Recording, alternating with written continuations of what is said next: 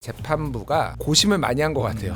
단어 하나하나에 정치권이 어떻게 반응할 수가 있으니 네. 다층적으로 본인들 유리하게 해석할 수 있게 결과를 내는 것 같아요. 그러니까 성남시 수뇌부라는 표현을 썼거든요. 네. 순외도 아니고 수뇌부라고 한 거는 여러 명을 의미하는 거예요. 거기에는 이제 뭐 정진상 뭐 실장도 들어갈 수도 있었고 이재명 당시 성남시장이 포함될 가능성까지 열어둔 거죠. 성남시의 수뇌부라고 하면은 당시에 시장을 맡고 있었던 이재명 대통령을 빼고 수뇌부가 형성될 수 있는 건가요? 대장동 5인방이 모두 중형을 받고 법정 구속된 것은 사실 이 재판이 계속 진행되면 이재명 대통령도 구속된다라는 것을 암시하고 있는 판결이라고 봐요. 이것에 대한 불안감을 민주당과 이재명 대통령은 갖고 있기 때문에 계속해서 조희대 대법관을 비롯해서 사법부를 압박하고 있었던 거 아니에요.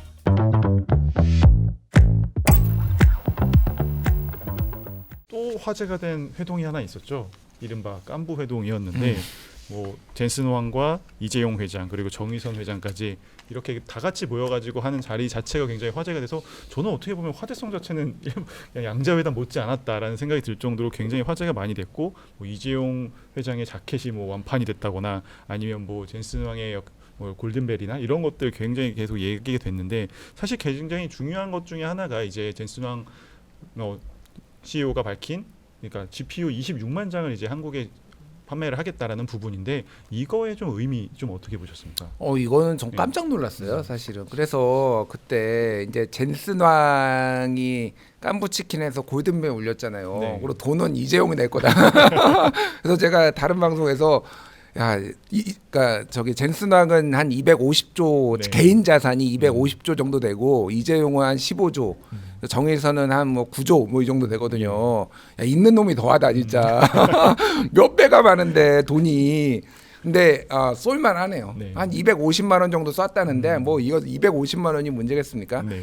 그러니까 이게 지금 미국이 압도적으로 1위고 한 2천만 장 정도의 GPU를 확보하고 있고 중국은 사실은 추정치만 있는데 왜냐하면 아예 수출제 엔비디아가 지금 미국 정부가 수출 못하게 해가지고 그런데 이제 그렇죠. 네. 백도어로 네.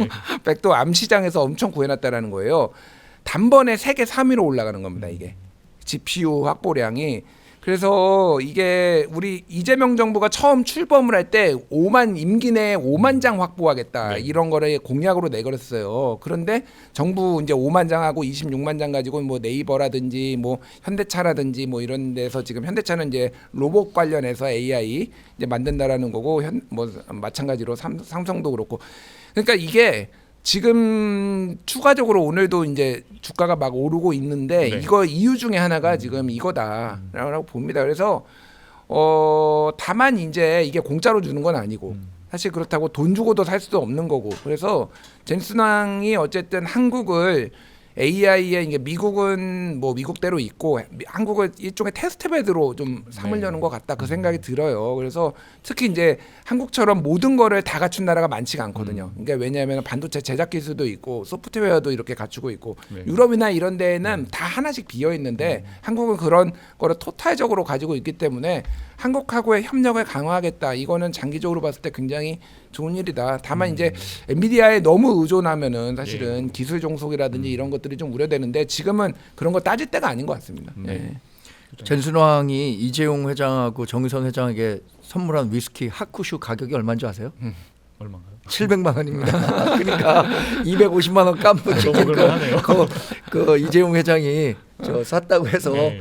그리고 또 우리가 그 거래를 하다 보면은 일종의 갑을관계라는 게 있잖아요. 삼성하고 뭐 이런 데는 지금 엔비디아에 HBM을 비롯해서 여러 반도체를 팔아야 되기 때문에 네. 이건 이제 이재용 회장이 술 사는 건 맞는 거죠.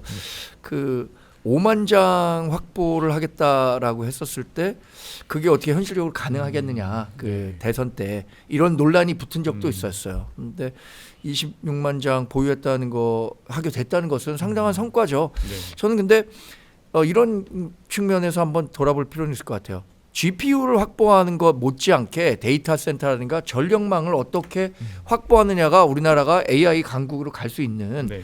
그런 그 아주 기본적인 인프라인데 특히 전력과 관련해서는 이재명 대통령이 원전은 짓는데 10년 15년 걸리기 때문에 지금 질 게 아니다. 네. 그러면서 신재생 에너지를 얘기한단 말이에요.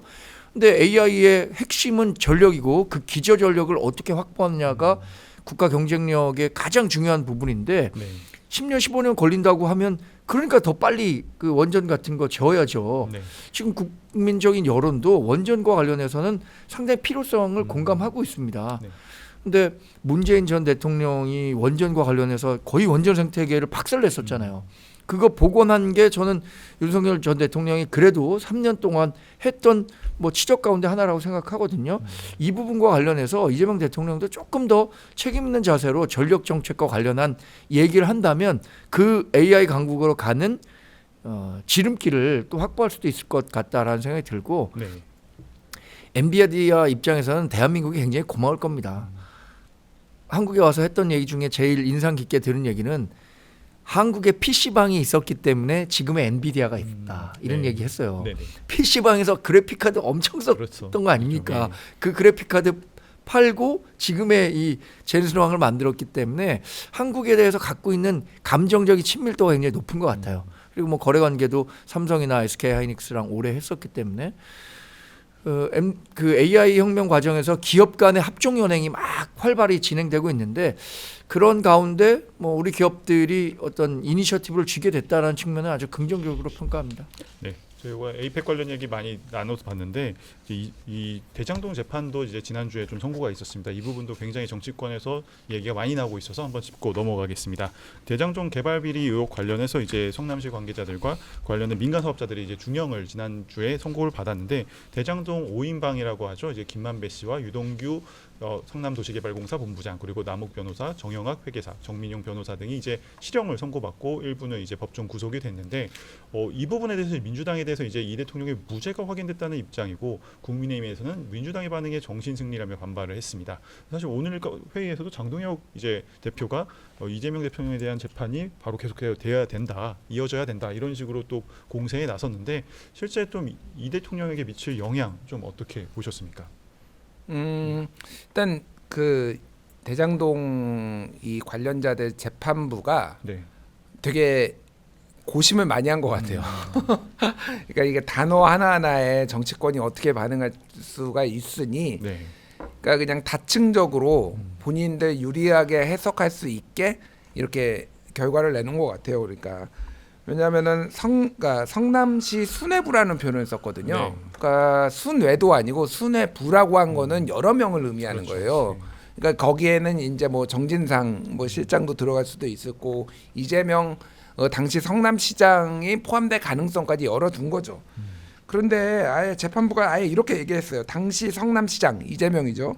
유동규, 정진상 등과 민간업자의 유착이 어느 정도인지 모르는 상태에서 비교적 자유롭게 토지 수용 방식을 그러니까 유동규가 결정할 수 있었던 것으로 보인다라고 해서 이것도 보인다예요. 그러니까 사실 이 재판부는 본인이 이재명 재판을 하는 것도 아니고 여기에서 너무 단정적으로 쓸 수도 없는 거예요, 사실은. 근데 이런 여지를 남겨두는 건 맞는데 다 각자 해석할 수 있게 이렇게 좀 판결을 한 것 같아요. 그래서 네. 정치권에서 각자 주장하는 거는 너무 당연하다. 이 결과를 놓고 각자 유리하게 아전인수로 해석하지 않는 게 이상하다. 네. 제가 보기엔 그렇게 봅니다. 네. 근데 성남시의 수뇌부라고 하면은 당시에 시장을 맡고 있었던 이재명 대통령을 빼고 수뇌부가 형성될 수 있는 건가요? 네.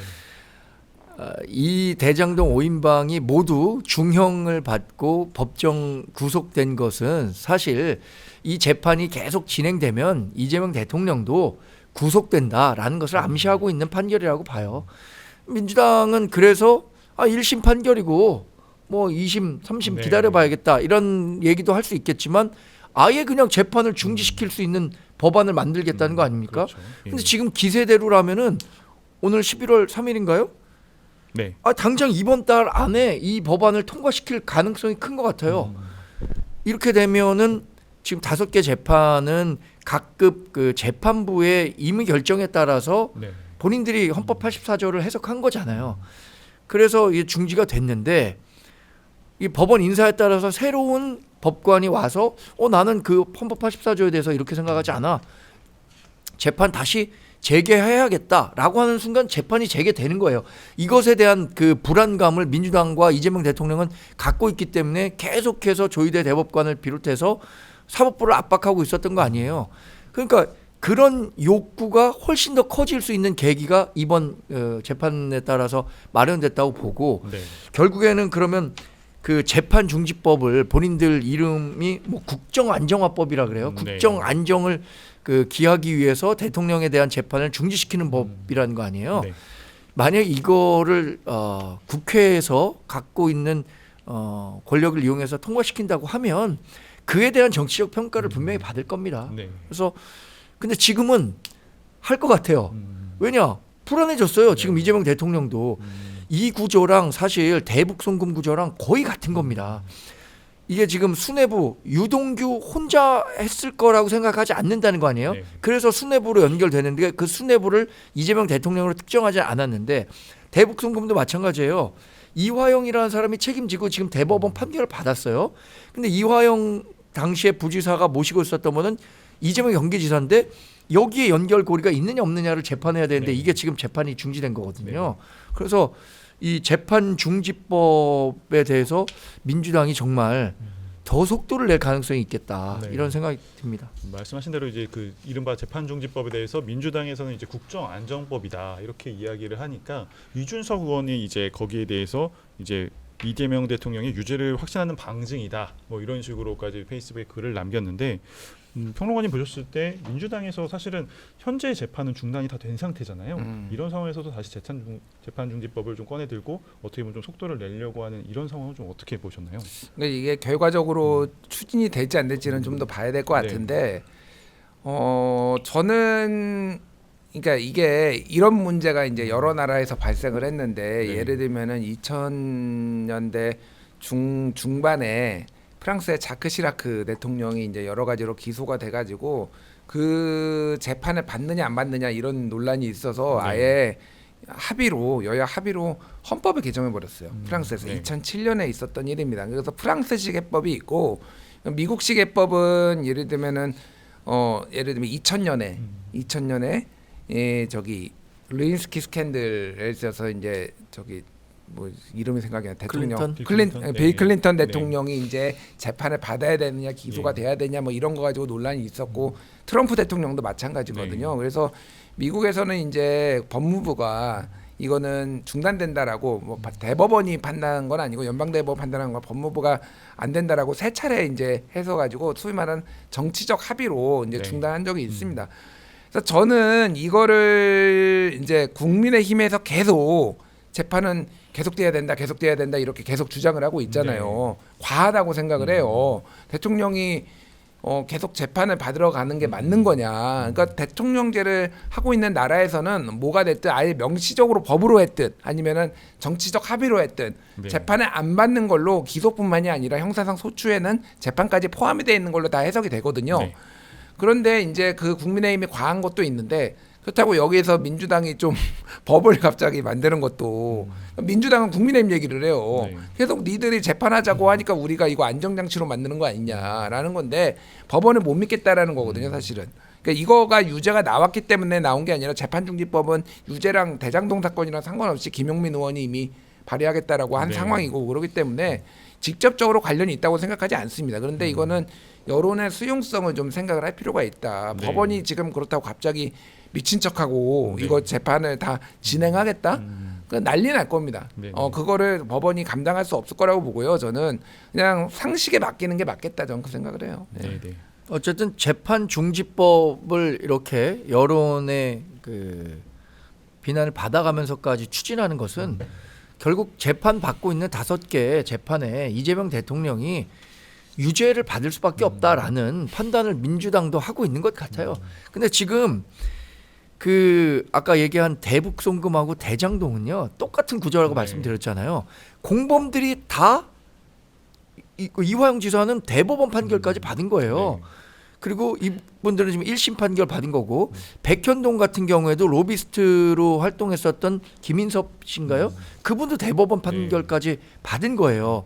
그래서 이 재판이 진행되는 순간 이재명 대통령의 사법 리스크는 진짜 현실화되는 건데 네. 모르겠어요. 그게 대통령 임기 중에 정말로 어느 용기 있는 법관이 난 재판해야겠다라고 할진 모르겠습니다만 저는 뭐 그 절충점을 찾는다면 대통령 임기 끝난 후에 나 재판 받겠다라고 네. 이렇게 명시적으로 이재명 대통령이 얘기하는 거 그게 뭐 떳떳한 태도일 것 같아요. 근데 이재명 대통령 그런 얘기도 한 번도 안 했거든요.